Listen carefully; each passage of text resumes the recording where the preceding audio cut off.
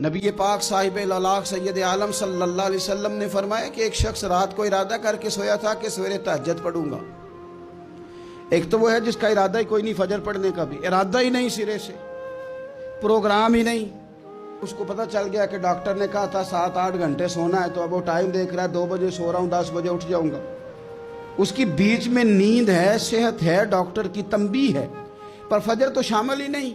حالانکہ اس بات کو اچھی طرح سمجھ لیں، اگر آپ کا فجر پڑھنے کا ارادہ ہے اور 4 بجے کا 3:45 بجے کا آپ نے الارم لگا لیا ہے، تو 2 دن آپ کو الارم جگائے گا، تیسرے دن آنکھ خود بخود کھل جائے گی۔ انسان کی نفسیات ہوتی ہے کہ 2 دن وہ کسی چیز بھی اپنی عادت کو سونے جاگنے میں پکا لے تو تیسرے دن وہیں اس کا وہ مزاج بن جاتا ہے۔ تو اگر نیت ہی نہیں، ارادہ ہی نہیں، پروگرام ہی نہیں، تو کیسے آنکھ کھلے گی؟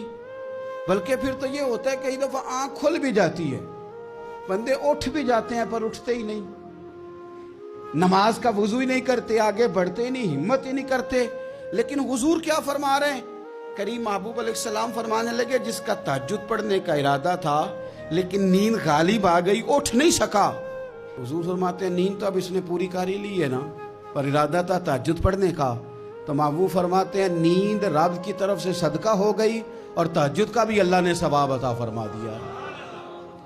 ارادے صاف کرے، پکے کرے، نیتیں کھری رکھے، نیت صاف رکھے، اخلاص پیدا کرے، تو پھر تو گھر میں بیٹھے بیٹھے بڑی نیکیوں کا ثواب ملتا ہے۔